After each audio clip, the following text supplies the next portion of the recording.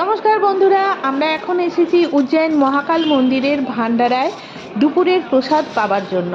প্রসাদের কুপন ওনাদের দেখাতেই প্রথমে হাতে গ্লাস দিয়ে দিলেন, তারপর সিস্টেম ওয়াইজ প্রসাদ সার্ভ হয়ে যাবার পর সেই থালা আমরা হাতে করে নিয়ে এসে নির্দিষ্ট জায়গায় বসলাম।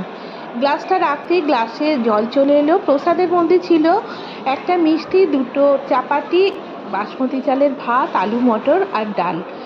বন্ধুরা, আজকে আমাদের অমৃত পাওয়ার সৌভাগ্য হয়েছে।